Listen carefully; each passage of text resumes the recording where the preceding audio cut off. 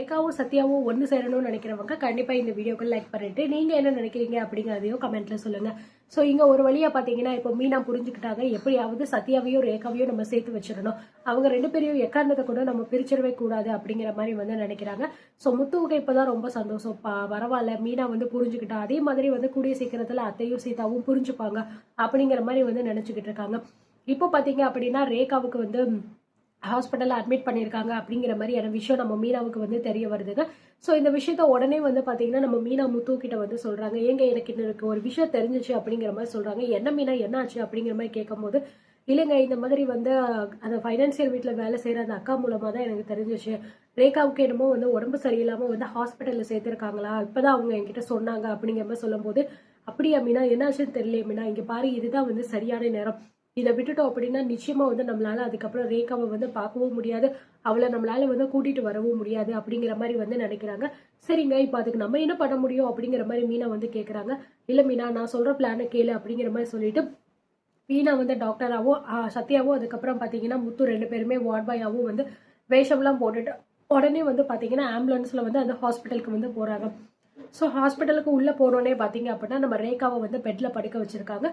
So சத்யாவை பார்த்தோன்னே நம்ம ரேகா ரொம்பவே பார்த்தீங்கன்னா ஹாப்பியாக கட்டி பிடிக்கிறாங்க. நீ இல்லாமல் என்னால் இருக்கவே முடியாது சத்யா, எங்கள் அப்பா அம்மா என்னமோ பிளான் பண்ணிக்கிட்டு இருக்காங்க, எனக்கு ரொம்ப பயமாக இருக்குது, தயவு செஞ்சு இந்த இடத்த விட்டு என்னை கூட்டிகிட்டு போயிரு, என்னால் அவங்க கூட இருக்க முடியாது, என்னை கம்பல் பண்ணி அங்கே போ இங்கே போன்னு சொல்லிட்டு இது பண்ணிக்கிட்டு இருக்காங்க அப்படிங்கிற மாதிரி சொல்லிக்கிட்டு இருக்காங்க.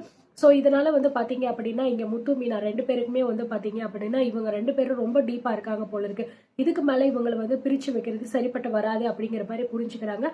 ஸோ முத்து சொல்றாரு, இங்க பாரு ரேகா, நீ சத்யாவை உண்மையா லவ் பண்ற அப்படிங்கிற விஷயங்களுக்கு நல்லா தெரியும், அதுக்காக தான் உன்னை நாங்க கூட்டிட்டு போறதுக்காக தான் இங்க வந்திருக்கோம், நீ ஸ்ட்ராங்கா இருக்கல்ல அப்படிங்கிற மாதிரி முத்து கேட்கிறாரு. கண்டிப்பா நான் ரொம்ப ஸ்ட்ராங்கா இருக்கேன், எனக்கு சத்யா தான் வேணும், சத்யா இல்லை அப்படின்னா எனக்கு லைஃபே கிடையாது, நான் சத்யாவை தான் ரொம்ப லவ் பண்றேன், ப்ளீஸ் எப்படியாவது எங்களை சேர்த்து வச்சிருங்க, என் அம்மாவும் அப்பாவும் ரொம்ப மோசமா நடந்துக்கிறாங்க, இன்னைக்கு கூட என்ன ஏதோ ஒரு ஊருக்கு அனுப்பி வைக்க போறோம் அப்படிங்கிறதுக்காக தான் திருப்பதிக்கு கிளம்புன்னு சொல்லி ரொம்ப டார்ச்சர் பண்ணாங்க, நான் முடியாது, சத்யாவை தான் நான் லவ் பண்றேன், நான் இங்கே தான் இருப்பேன், அவனை கல்யாணம் பண்ணிப்பேன் அப்படின்னு சொன்னதுக்கு தான் என் அம்மா என்னை போட்டு பயங்கரமா அடிச்சிட்டாங்க, அதுல நான் மயங்கி விழுந்துட்டேன், அதுக்கப்புறம் தான் என்னை இங்கே கூட்டிட்டு அட்மிட் பண்ணியிருக்காங்க அப்படிங்கிற இந்த விஷயத்த சொன்னோன்னே ஸோ இவங்க எல்லாருக்குமே ரொம்ப அதிர்ச்சியா இருக்கு. பாத்தீங்களாங்க அந்த சிந்தாமணி எப்படிப்பட்ட வேலையை பண்றா அப்படின்னு சொல்லிட்டு, இப்படி இருக்கும்போது எப்படிங்க இவங்களை நம்ம சேர்த்து வைக்க முடியும் அப்படிங்கிற மாதிரி மீனா கொஞ்சம் பயப்படுறாங்க.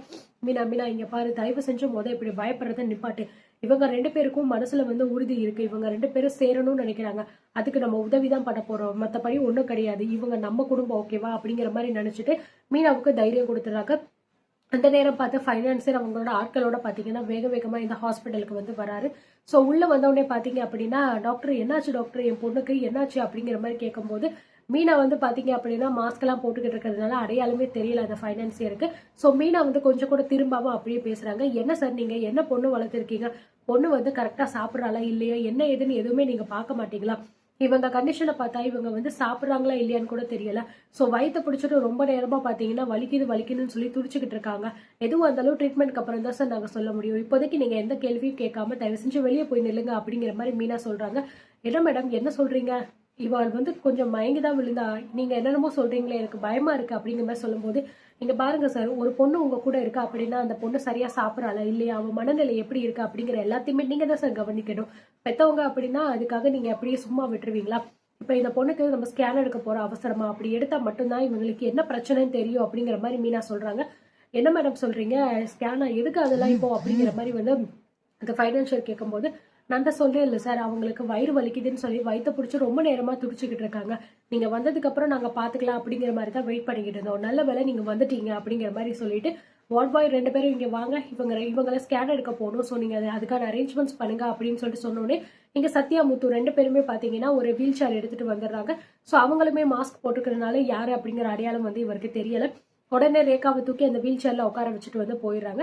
ஸோ ஃபைனான்சர் உடனே மீனா கிட்ட சொல்றாங்க, மேடம் நாங்களும் ஸ்கேன் ரூமுக்கு வரலாமா, அது எங்க இருக்குன்னு சொல்லுங்க, நான் என் பொண்ணு பக்கத்துல நின்னுக்கிறேனே அப்படிங்கிற மாதிரி சொல்லும்போது, இங்க பாருங்க சார், அங்கெல்லாம் நீங்க வரக்கூடாது, அதெல்லாம் அலௌடு கிடையாது, ஃபர்ஸ்ட் ஆஃப் ஆல் நீங்க வெளியில போய் நில்லுங்க, என்ன எதுன்னு நாங்க ட்ரீட்மெண்ட் பண்ணிட்டு உங்களுக்கு விவரத்தை சொல்றோம், அது வரைக்கும் அமைதியா இருங்க சார், போற இடம் எல்லாத்துக்குமே நீங்க கூட வரக்கூடாது, அது எங்களோட ரூல்ஸ் கிடையாது அப்படிங்கிற மாதிரி மீனா ரொம்பவே கோமா சொல்லிடுறாங்க. இதனால ஃபைனான்சரும் பாத்தீங்கன்னா அதே இடத்துல நின்னுறாங்க. இவங்க ரெண்டு பேரும் வேக வேகமா பாத்தீங்கன்னா நம்மளுடைய ரேகாவை இந்த வீல் சேர்ல வச்சு அப்படியே தள்ளிட்டு வந்து போயிடுறாங்க. ஸோ கொஞ்சம் தூரம் போனோடனே வந்து இறங்கிட்டு கடையை கரெக்டாக பார்த்தீங்கன்னா அதுக்கு எந்த ஆம்புலன்ஸில் வந்தாங்களோ அதே ஆம்புலன்ஸில் பார்த்தீங்கன்னா நம்ம ரேகாவையும் வந்து ஏற வைக்கிறாங்க. ஸோ இங்கே பாரு மீனா, இதுக்கு மேலே நம்ம வந்து டைம் வேஸ்ட் பண்ண சரிப்பட்டு வராது. உடனே நம்ம வந்து வந்த வழியாவே திரும்பி போயிட்டு எவ்வளோ சீக்கிரமா இவங்க 2 பேருக்கும் வந்து கல்யாணம் பண்ணணுமோ அவ்வளோ சீக்கிரமா பண்ணி வைக்கிறது தான் நல்லது. இதுக்கு மேலே நம்ம ரேகாவை விட்டோம் அப்படின்னா நிச்சயமா அது இதுக்கப்புறம் நம்மளால ரேகாவை பார்க்க முடியுமான்னு கூட தெரியல அப்படிங்கிற மாதிரி நம்ம முத்து வந்து சொல்றாரு. ஏங்க என்னங்க சொல்லிக்கிட்டு இருக்கீங்க? கல்யாணம் அம்மாட்ட எதுவும் சொல்லலை, தாலி இல்ல, புடவை இல்ல, என்னங்க பண்ண சொல்றீங்க அப்படிங்கிற மாதிரி சொல்லும்போது, இங்க பாரு மீனா, இதுக்கெல்லாம் இப்ப நமக்கு டைம் இல்ல. போற வழியில நம்ம எல்லாத்தையும் பாத்துக்கலாம். நான் பேசிக்கிறேன். நீ வந்து கல்யாணம் பண்ணணும் அப்படின்னு நம்ம முடிவு எடுத்துட்டோம் அப்படின்னா அதுல மட்டும் நீ உறுதியாரு அப்படிங்கிற மாதிரி வந்து நம்ம முத்து சொல்லிடுறாரு. சரி, ஓகே, நமக்கு இப்போதைக்கு வேற வழி இல்ல, 2 பேருக்கும் கல்யாணம் பண்ணி தான் வச்சு ஆகணும் அப்படிங்கிற மாதிரி ஒரு முடிவுலையும் வந்து எடுத்துட்டாங்க. அந்த நேரம் பார்த்து கரெக்டா வேக வேகமா ஹாஸ்பிட்டலுக்கு சிந்தாமணியும் வந்து வராங்க.